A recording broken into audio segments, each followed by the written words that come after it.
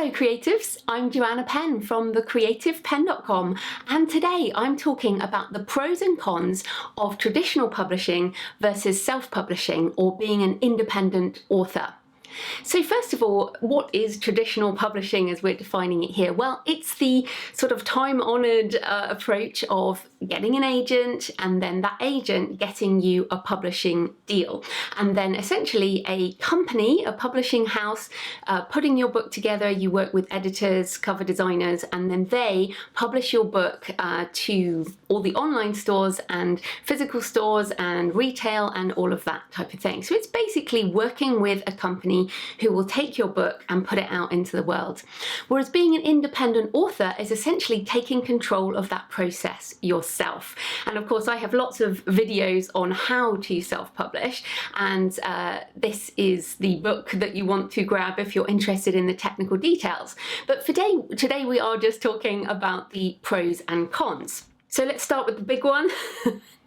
One of the biggest reasons that you would want a traditional publishing deal is the prestige, the kudos, the validation, the penguin on the spine, or the Virago press, or the Hay House. The reason, the internal reason that you have potentially dreamed about a publishing deal for so long. I completely get it. I've had those thoughts myself. But it's interesting because sometimes the myth and the dream doesn't necessarily connect to the reality. And this always comes back to your definition of success. So if you want literary acclaim, if you want to win a literary prize, if you want a famous editor to pat you on the back and say you are a good writer, if you want a particular newspaper to report on you or magazine, and that really is what you consider the most important thing, then traditional publishing is certainly the way forward there. So yes, prestige, kudos, all of that. However, I am thinking that at some point being an indie author will be as cool as an indie filmmaker or an indie musician. Many of the independent sort of markets growing up, indie beer, small batch breweries, that type of thing. We are moving into an age of the artisan where people do love to buy direct from the creator. So I think, and then talking about validation as well, for me as an indie author, a very happy indie author, validation comes from reviews. So on the screen right now is an example of, you know, lots of readers loving a book. And readers are fantastic for telling you what they think, obviously. So validation can come in the form of reviews. It can also come in the form of money in the bank account. And at this point, I make a multi-six-figure income as a writer. So again, how you define success is so important for these pros and cons in your own mind. The next big thing that people often say is distribution to physical bookstores, as in physical books in a physical bookstore, preferably the one down the street so that your friends can see it, or the one near your mum so that they can do it, or when you walk into the airport, your book would be there.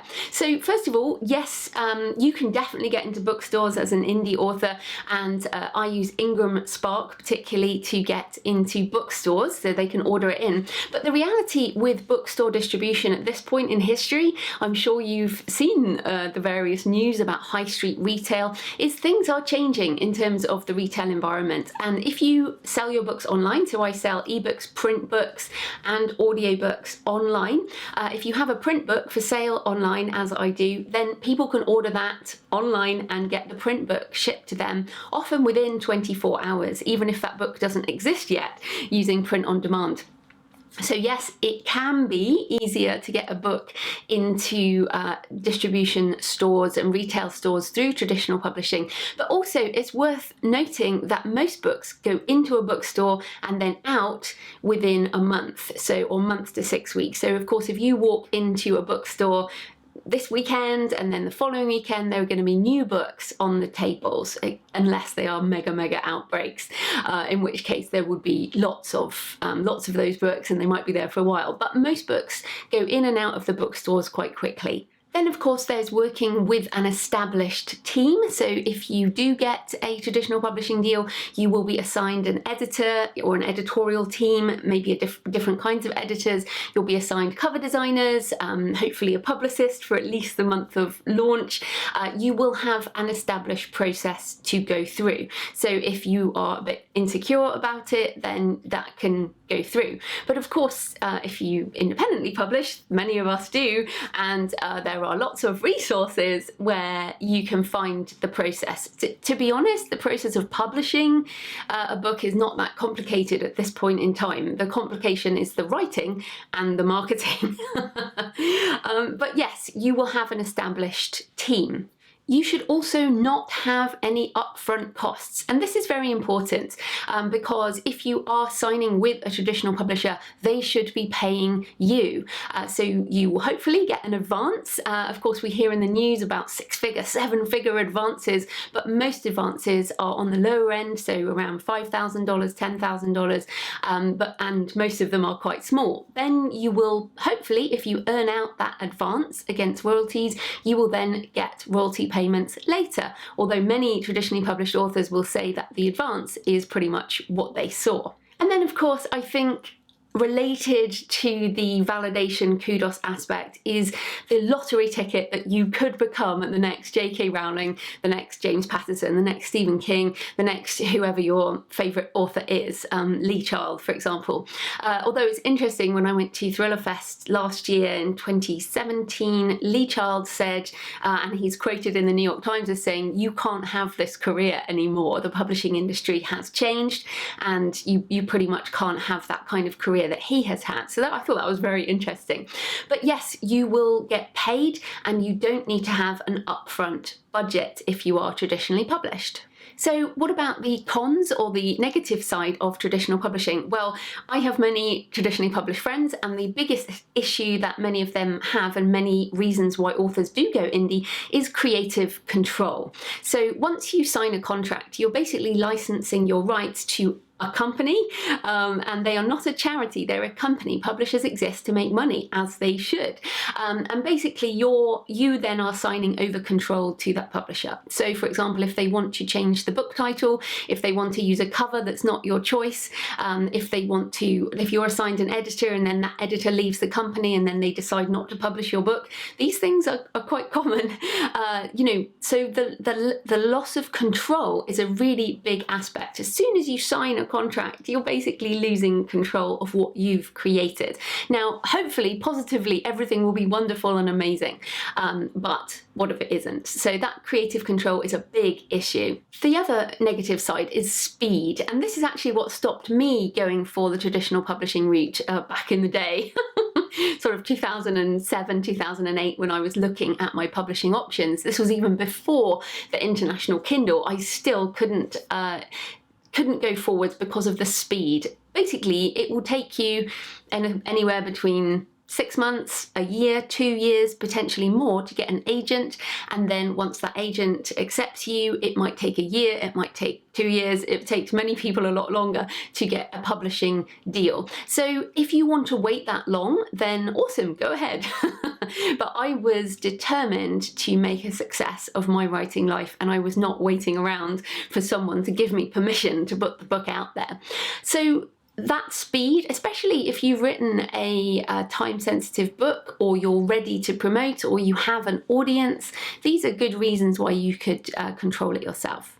Then, of course, royalty rates. So just on the money, the royalty rates for traditional publishing are between 7 and 25%. And so the 25% is up on the higher end. Some publishing companies now are moving the ebook royalties up to 50%. There's some very good publishers out there who do that, but the royalties are on that lower side generally. So if you are traditionally published, get out your contract, have a look. Oftentimes it will be 7 to 10%. With independent publishing, you get 70%, 70%, so you can sell a lot fewer books and still make more money, which again is one of the reasons, because my definition of success is making a living, that was something that was important to me. Another common issue is rights licensing and then the publisher not actually using those rights. So for example, if you sign a contract for World English, which means all English language in all territories, all countries, all over the world, and on Mars when we get there, you've signed over to that publisher. And it's very unlikely that that publisher is going to publish your book all over the world in English.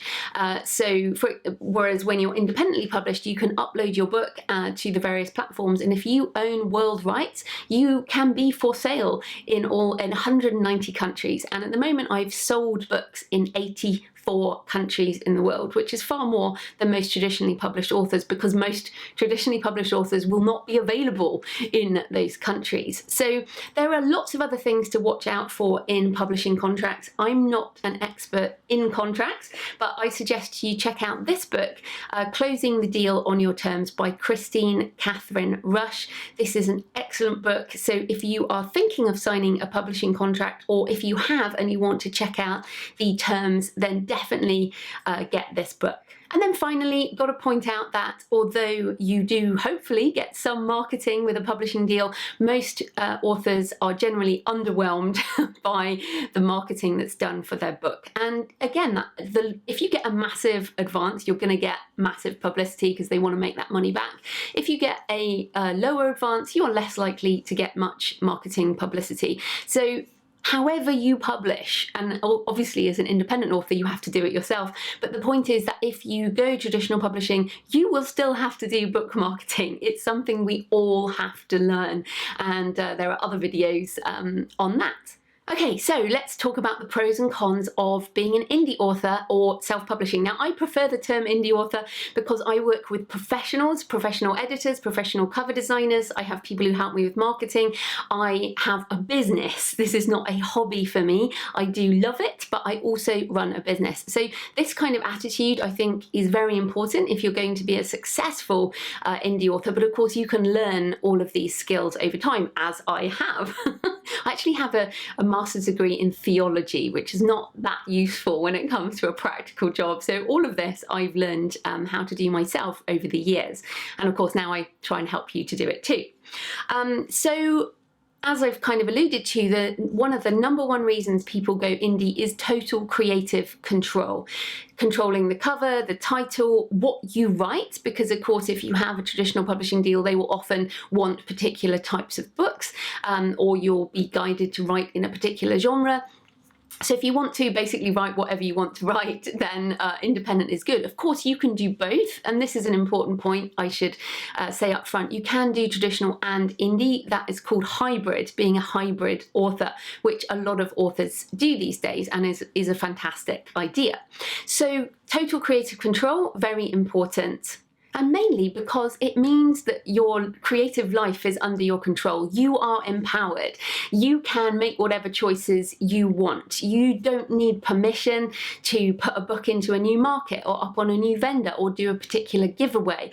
You can just do it because you own the rights and you have control. You also can get those higher royalty rates, as I mentioned. If you price your book between $2.99 and $9.99 US, you can get the 70% royalty rate in most markets. So that is great, and it does mean, as I say, you can make a living with selling a lot fewer books than an author who might make 7 to 10% royalty on that sale.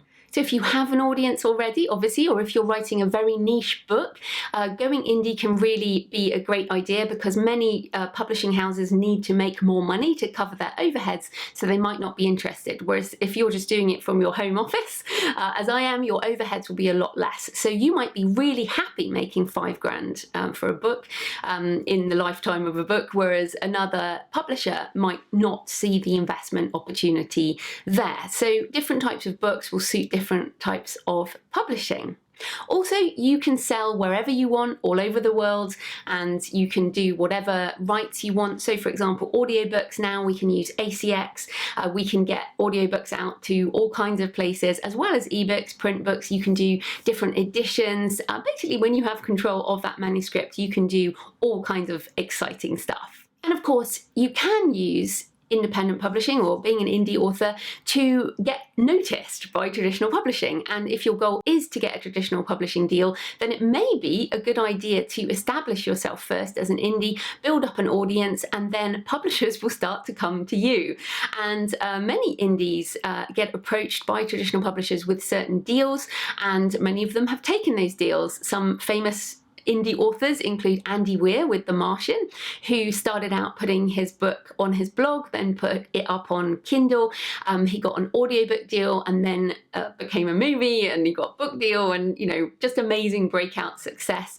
Other books that started out that way include The Rabbit Who Wants to Go to Sleep, a CreateSpace print-on-demand book which got picked up. Hugh Howey, Wool, another big book. 50 Shades of Grey, of course, started out self-published and went on to sell like 150 million copies.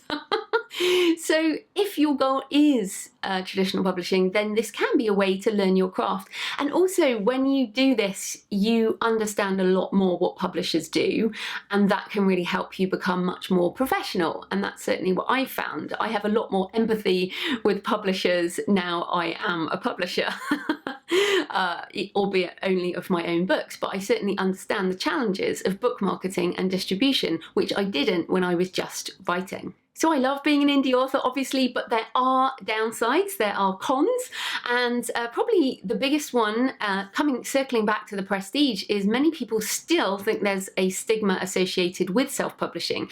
That's partly why I prefer the term independent author, and it's true, there are lots of terrible self-published books, but there are also lots of terrible traditional published books. I mean, look at some of those celebrity memoirs. I mean, what are they doing? So I don't think you can be in charge of the quality aspect. You can make sure you put out the best quality book possible.